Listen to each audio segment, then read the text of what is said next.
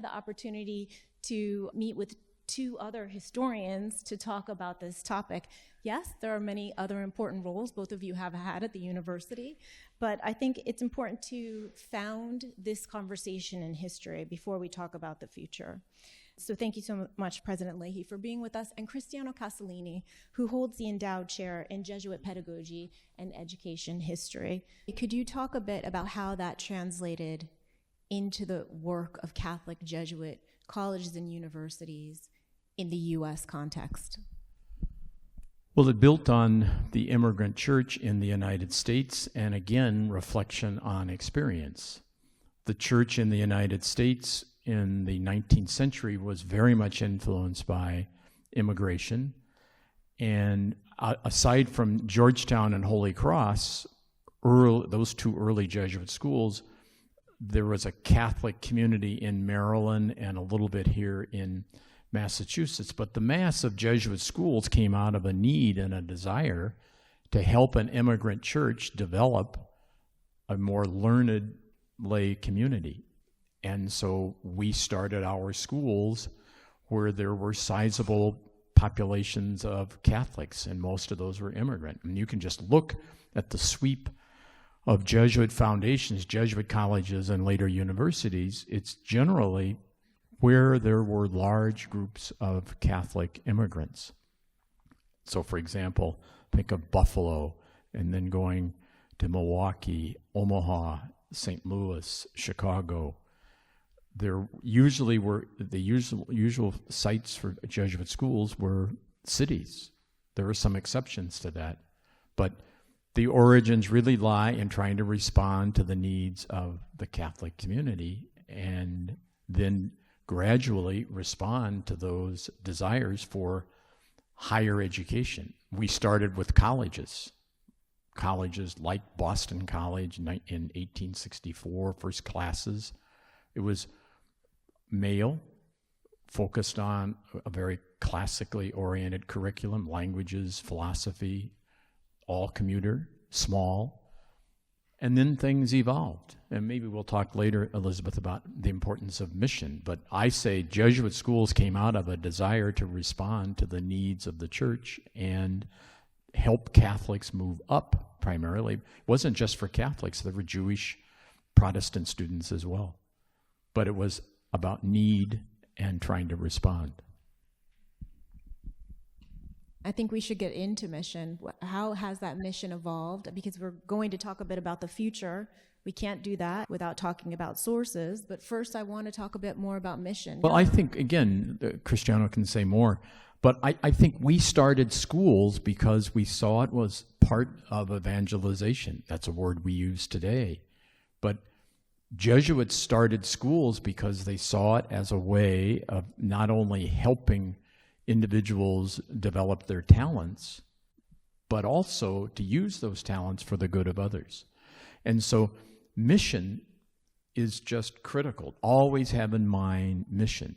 And if I use Boston College as an example, when we opened near downtown Boston in the South End in 1864, that was the result of a long series of efforts by Father McElroy and then a lay partner named Carney. And you see on our campus, we have Carney Hall and McElroy Hall. Those two names are on those buildings in part because some Jesuits in the 1960s said we should recognize the partnership between McElroy and Carney. So there always have been lay partners in Jesuit schools. We started that school in the South End because there was a desire for that kind of education, help uplift the immigrant community, primarily of Boston, but then it evolved. We didn't stay just an undergrad institution in the South End. We ran out of space, so we bought land out here in Chestnut Hill. And that was a big move. Father Gasson purchased this property over the objections of some of the Jesuits who were with him because they thought it was too far from the center of Boston and too much land. And they said, we'll never need that much land. Mission was defined more broadly by Father Gasson. And then later on, we added professional schools. Again, mission evolved, mission changed. And we grew not only in the number of schools, but also a number of individual schools at BC, but also student body. So mission can change. It's not locked in. And if you are really going to be effective, I think, you have to be able to evolve and read the signs of the times, and which is, I think, a big characteristic of St. Ignatius, adaptability. What Father Leahy said is exactly the point. What marks the continuity of Jesuit thinking on education throughout the century is this strong belief in the transformative power of education, in the societal power of education. The Jesuits have always thought of growing through education people that could be leaders in their communities. And that's true from the early modern period on, no matter what is the social background of the students. When you think about the early modern period and you think about the expansion of these schools and the fact that they were for free, so everybody could take a class in a Jesuit school at that time, and you look at the statistics of students in Jesuit important high schools, you will see that many of them came not from the top social classes, but from the middle lower classes. The point of all that was exactly what Father Leahy said. The power of education to create leaders for communities stands in the fact that the main goal of the Jesuits when they enter the mission of educating is evangelization and saving souls. The power of education to save souls, the power of education for the greater good in the society. This morning I was reading 1539, the early deliberation of the companions. So the Jesuits are there, 1539. They cannot go together to the pilgrimage they plan to do to the Holy Land. And so they work in northern Italy, in Venice, and they work to preach and giving confessions and the like. And they meet together and they say, what do we do of us? So they had made this oath in 1534 to stick together as a group. And after 5 years, they say, what do we do now? What are we meant to be? They say, we should take the vow perhaps of obedience now. And they discuss this for weeks and weeks and weeks. And one of them makes this point. We should take it, but perhaps it could be that we need to build up a new religious order, because otherwise the Pope might tell us to go into another religious order, and in that religious order maybe the rule is not as powerful in letting us saving souls. Salvation of souls was the primary goal of that group, and I believe that connection with education comes directly from this companionship deliberation that they had. And Cristiano, your words speak to me about the importance of vision. And all good things come out of some kind of powerful vision. And so Ignatius and his early companions shared a faith, obviously. They had an interest in the intellectual life. And as they thought about their call from God and how they might serve, they developed a very powerful vision. That vision shaped the mission that they ultimately entered into, and it was a vision and mission around education. So I say to many individuals, and I think a lot about the importance of vision. When groups and schools don't have vision, they drift, and I think they decline. That vision shapes mission, and then mission should in turn lead to decisions that reinforce the vision and the mission. There's a great reciprocal relationship between vision, mission, and decisions. And the document that you were talking about, the deliberations in 1539, show how they spent a great deal of time trying to listen to one another, identify what their impulses were, what their feelings were, and then it was what to do. Father Arupe, Superior General from 1965, Superior General of the Society of Jesus from 1965 until his stroke in the early 1980s, often would ask that question, what to do? Lots of opportunities, issues, needs, what to do? Well, the answer, I think, lies in having this compelling vision, which leads to a clear sense of mission and decisions that reinforce the vision and the mission. Powerful and ultimately essential. And essential in that we need to know how to keep these stories, how to keep these memories and traditions alive and carried forward. And what other place to keep the culture and the mission going than in a university? Absolutely. A university is a great repository of culture, and it can spread the mission, the knowledge, the heritage. And a university brings together people from different backgrounds, and they influence one another.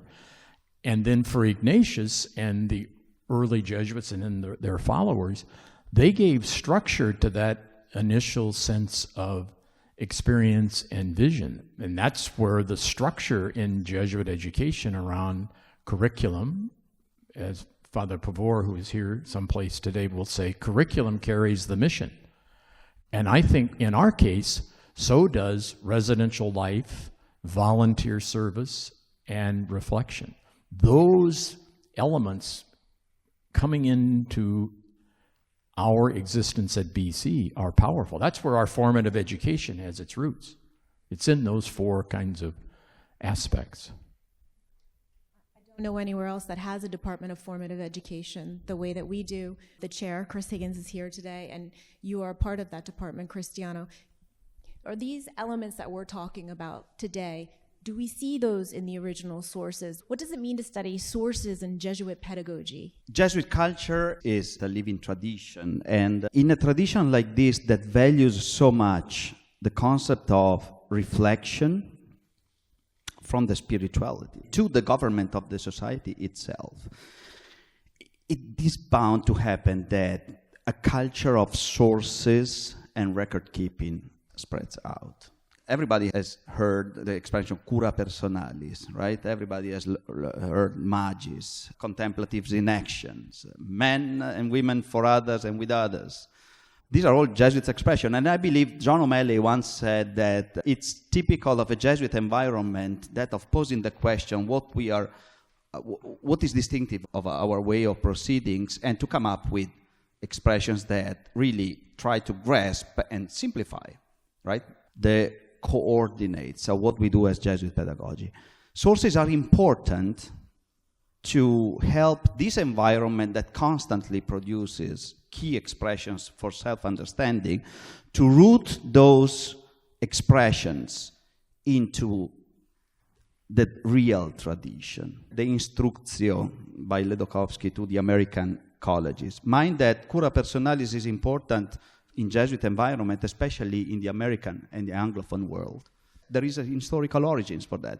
That's because the Superior General of the Society of Jesus, 1934, writes a letter to the American Jesuits and say, we need to grow a network, and there are some points on that, one of which is what we care about is the cura personalis alumnorum, that we now understand as the care of the whole person. Everybody says care of the whole person. Now, thanks to these studies that we do, and thanks to the fact that in this university we have an archive at Burns Library that has all the JEQ, Jesuit Educational Association, material, we speak about this cura personalis as the care of the whole person. It's the personal interest of the educator in the students.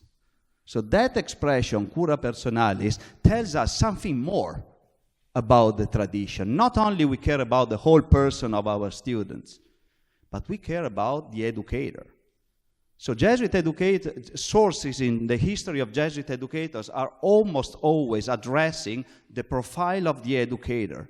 We want an exceptional educator that is humanly exceptional. So humanly exceptional that this person needs to show a personal investment, a personal care about the student, which means knowing the student in their own individuality, right? It's much more than instructing students. It's caring about them. It speaks to the importance of teachers.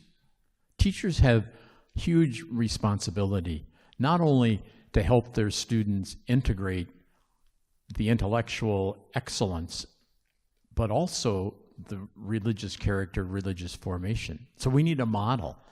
And early Jesuit education, and Cristiano, you touched on this a little bit earlier, the teacher in Jesuit schools had many, many responsibilities, not just mastery of a certain body of knowledge, but the teacher was to be someone who was engaged in the personal lives of students. Sometimes that provided all kinds of inspiration, sometimes it was correction.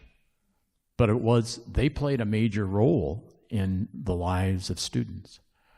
When I taught at a boarding high school in western Wisconsin in the early to mid 1970s, we scholastics, I was not ordained yet, we lived with the students, we taught the students, we had all kinds of activities with them.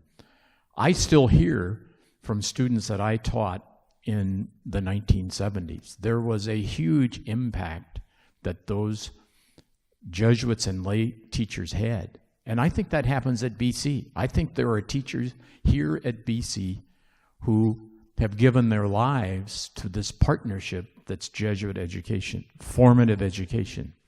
And they've stayed with us here at BC. We have faculty that are in their 70s and 80s still teaching at BC, still engaged, still alive.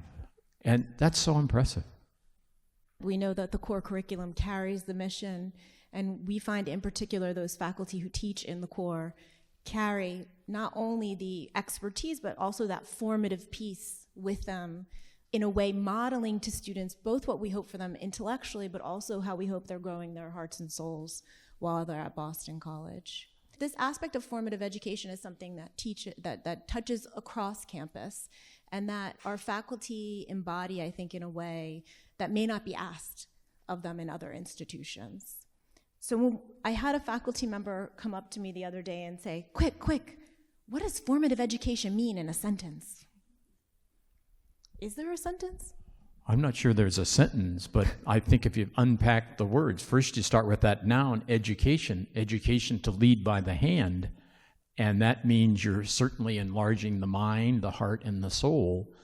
And then the adjective, formative, Jesuit education is very much about influencing, helping people be better. And I think it's tremendous that we are explicit about that. We say we want to, through our students, change the world. We want our students to be better human beings, but we clearly want to form. We inform, but we want to form so as to transform.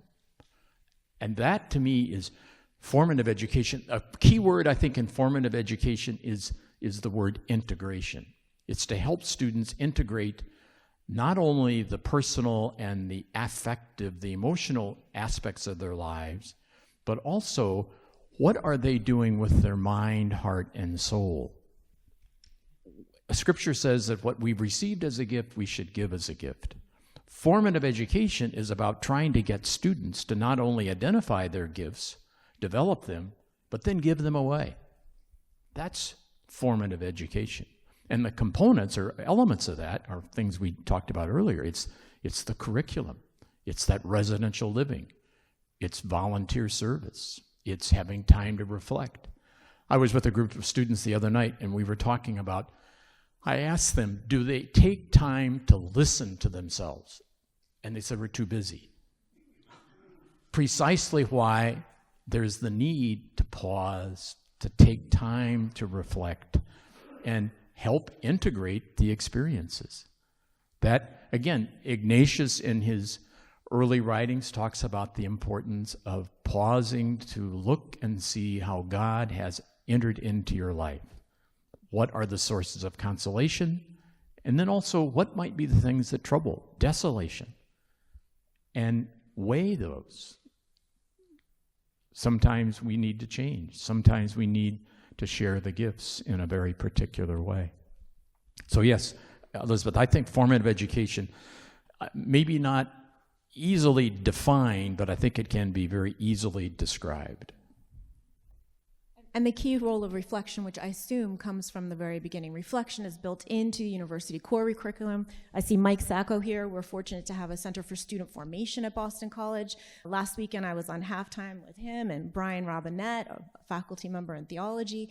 We give our students time for reflection and model reflection as well. Does that come from the earliest days of the society and the educational mission? Here I see a continuity between Ignatius' spirituality and the way that he, as a general, structured the Society of Jesus. One of my favorite early Jesuits is Peter Faber, right? So we have this fantastic memorial, the diary that he kept when he was sent to mission, right? What Peter Faber did when he was in mission, he was experiencing, living, finding God in all things. And then at the end of the day, he would get together, reflect upon the day, reflect upon the experience, pray before that, and write down in a narrative about these experiences and how did he saw God in all these experiences and how he could turn in purpose for the next day. So the diary of Peter Faber is really a model of this being a contemplative in action, using that expression that was coined by Nadal. So this idea constantly of acting, because the salvation of soul is the main goal, acting in the world and reflecting on that acting. Our way of proceeding is an expression that reflects exactly this need of the Society of Jesus as a collective body to constantly keep reflecting as a collective on the practices that we did. So that's why Jesuit education is a living tradition. They were able to reflect collectively about the practice that they were experimenting and adjust. This is something that is still going on.